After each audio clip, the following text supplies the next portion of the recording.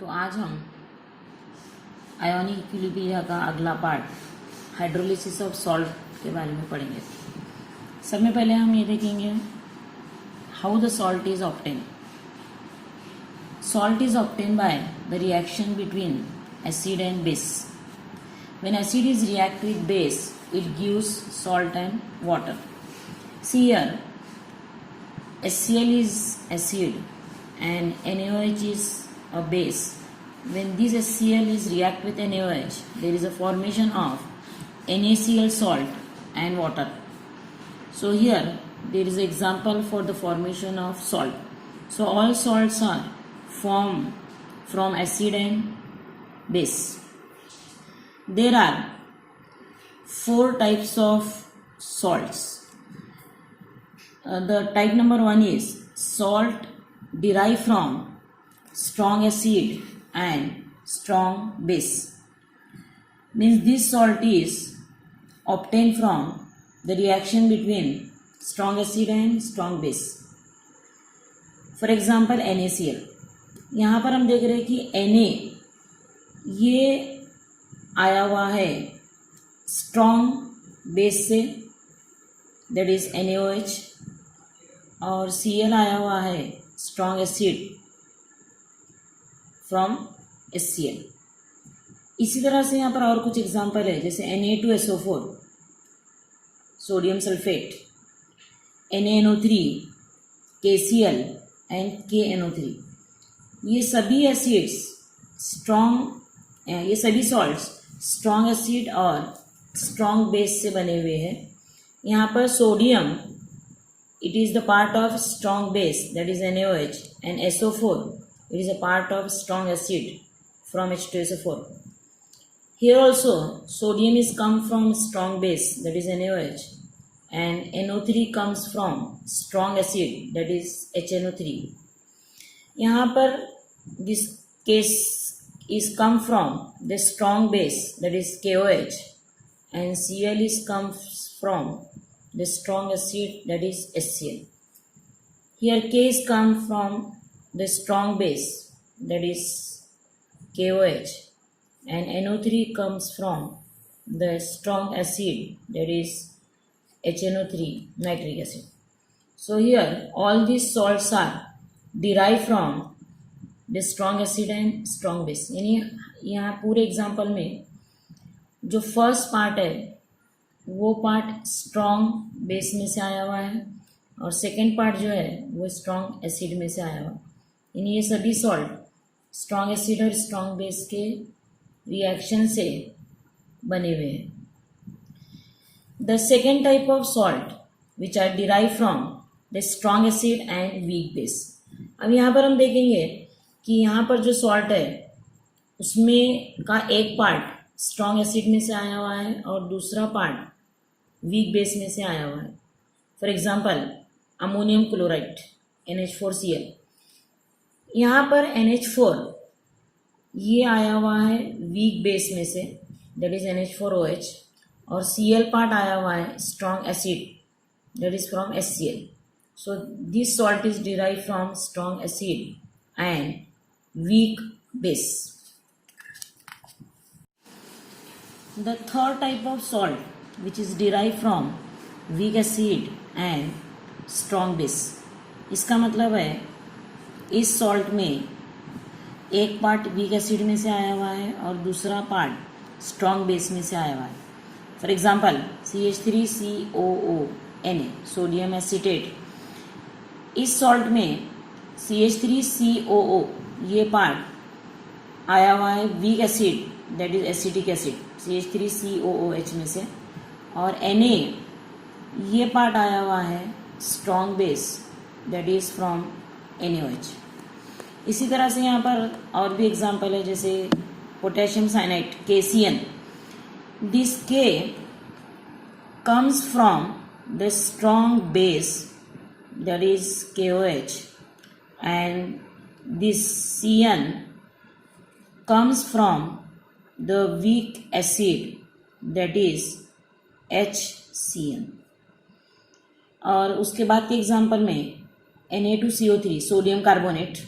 यहाँ पर this sodium comes from the strong base, that is NaOH, and CO3 comes from the weak acid, that is H2CO3. ये weak acid है. इस weak acid में से CO3 आया हुआ है और NaOH ये स्ट्रॉन्ग बेस है और इसमें से Na आया हुआ है. तो यहाँ पर जितने भी एग्जाम्पल है, ये सभी एग्जाम्पल में एक पार्ट स्ट्रॉन्ग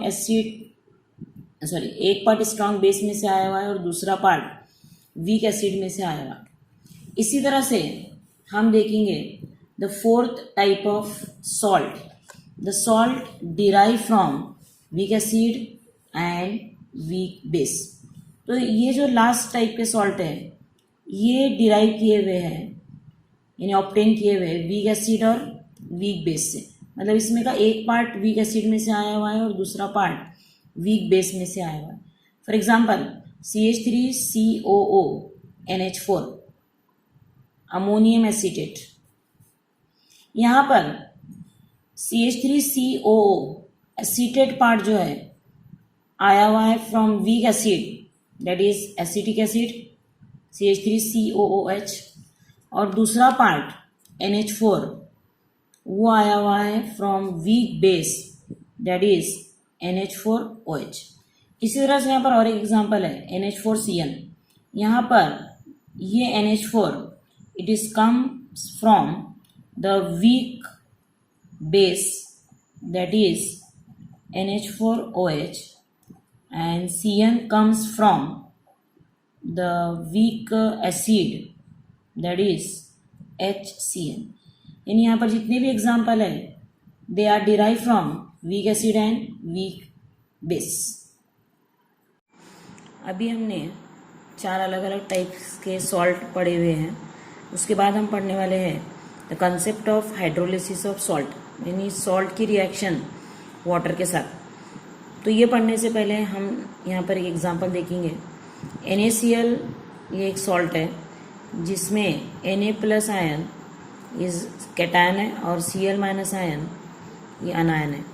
इसी तरह से यहाँ पर ये रिएक्ट हो रहा है वाटर के साथ और वाटर में 2 आयन से H+ ion and OH- ion, और ये दोनों रिएक्ट होने के बाद NaOH बन रहा है यहाँ पर और HCl बन रहा.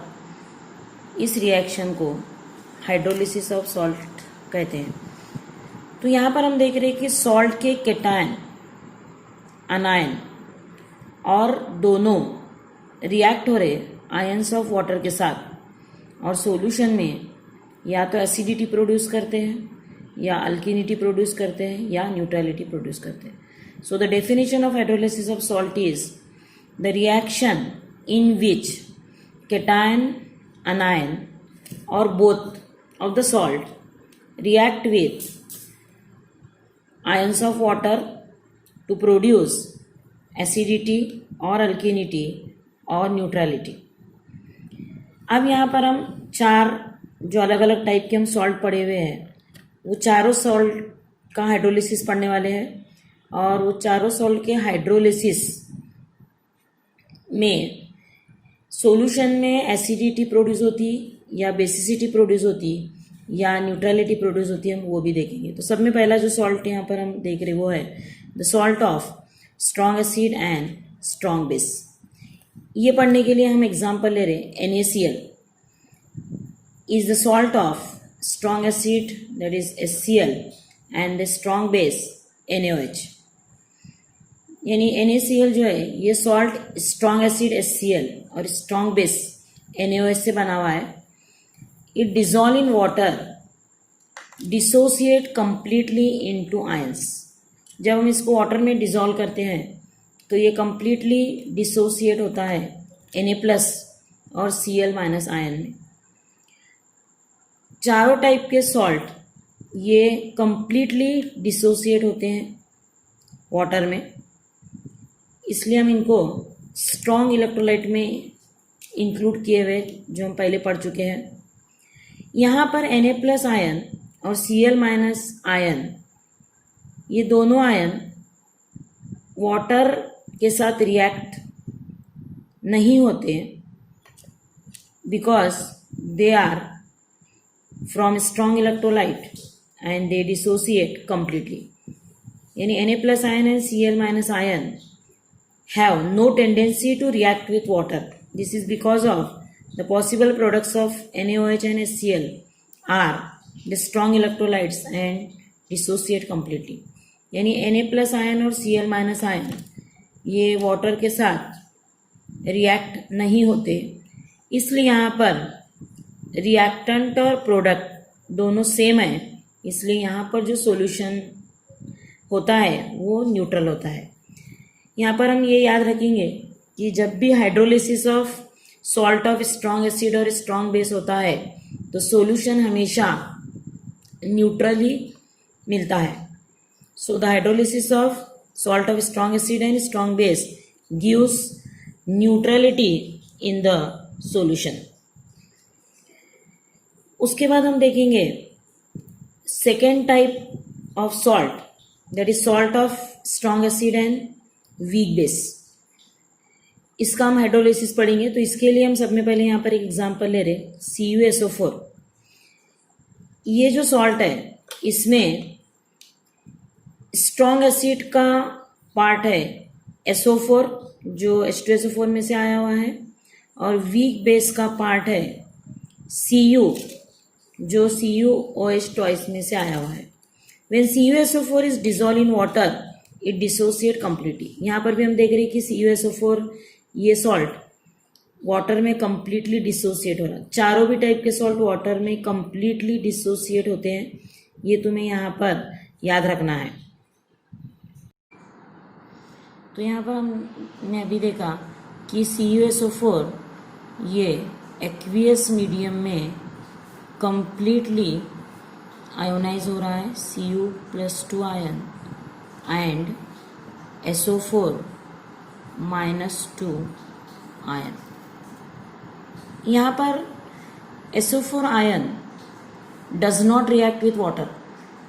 हमें यहाँ पर याद रखना है कि SO4 आयन वाटर के साथ रिएक्ट नहीं होते, because it is the product of H2SO4 that is the strong electrolyte. क्योंकि ये स्ट्रॉन्ग इलेक्ट्रोलाइट H2SO4 का पार्ट है और स्ट्रॉन्ग इलेक्ट्रोलाइट के पार्ट्स वाटर के साथ रिएक्ट नहीं होते, इसलिए यहाँ पर Cu+2 ion react with OH minus ion of water and form un-ionised CuOH twice. यहाँ पर हम देख रहे हैं कि सिर्फ Cu+2 आयन ये वाटर के साथ रिएक्ट हो रहा और ये तैयार कर रहा CuOH twice and H3O+ ion. तो यहाँ पर CuOH ट्वाइस से सॉल्यूशन में एसिडिटी भी इंक्रीज नहीं होती और बेसिसिटी भी इंक्रीज नहीं होती, लेकिन due to presence of H3O+ ion the solution is acidic and due to which it turns blue litmus to red. तो यहाँ पर हमें ये याद रखना है the salt of strong acid and weak base produce acidity in the solution. तो ये हुआ सेकेंड टाइप का सॉल्ट जिसका हमने हाइड्रोलिसिस की वजह से ये पढ़ा कि सॉल्यूशन में एसिडिटी प्रोड्यूस होती है। इसके बाद हम पढ़ेंगे hydrolysis of the salt of week acid and strong base. ये पढ़ने के लिए यहाँ पर CH3COONA ये एग्जाम्पल ले रहे हैं हम सॉल्ट का। इसमें वीक एसिड का पार्ट दैट इज CH3COO ये CH3COOH में से आया हुआ है, और strong base that is NaOH में से इसका Na पार्ट आया हुआ है। When it dissolve in the water, it dissociate completely। ये बात पहले भी बता चुकी हूँ मैं कि हर सॉल्ट वाटर में completely dissociate होता है। तो CH3COONA वाटर में completely dissociate हो रहे CH3COO- और Na+ आयन में। यहाँ पर हम देख रहे कि Na+ ion does not react with water. इसके पहले भी हम देख चुके हैं कि जो भी स्ट्रॉन्ग इलेक्ट्रोलाइट का पार्ट होता है वो वाटर के साथ रिएक्ट नहीं होता। तो यहाँ पर Na+ आयन ये भी स्ट्रॉन्ग इलेक्ट्रोलाइट का हिस्सा है, इसलिए ये वाटर के साथ रिएक्ट नहीं हो रहा। और CH3COO minus it react with water of their H plus ion and they form unionized CH3COOH। यानी इसका मतलब ये हुआ कि इस सॉल्ट में Na प्लस आयन ये वाटर के साथ रिएक्ट नहीं हो रहा क्योंकि वो स्ट्रॉन्ग इलेक्ट्रोलाइट का पार्ट है, दैट इज NaOH। और CH3COO माइनस आयन ये वाटर के H प्लस आयन के साथ रिएक्ट हो रहे और उसके वजह से वो CH3COOH अनआयोनाइज मॉलिक्यूल तैयार कर रहे and due to which in the solution OH minus ions are produce and due to presence of OH minus ion the solution becomes basic. CH3COOH की वजह से सॉल्यूशन में एसिडिटी इंक्रीज नहीं होती क्योंकि वो वीक एसिड है, लेकिन OH माइनस आयन के प्रेजेंस की वजह से सॉल्यूशन जो है ये बेसिक होता है। इसका मतलब ये हुआ कि जब भी हम वीक एसिड और स्ट्रॉन्ग बेस इस टाइप के सॉल्ट का हाइड्रोलिसिस करते हैं तो सॉल्यूशन हमेशा बेसिक नेचर का बनता है जो रेड लिटमस को ब्लू में कन्वर्ट करता है। इसके बाद है fourth salt, that is a salt of week acid and weak base. उसका हाइड्रोलिसिस हम अगले लेक्चर में देखेंगे।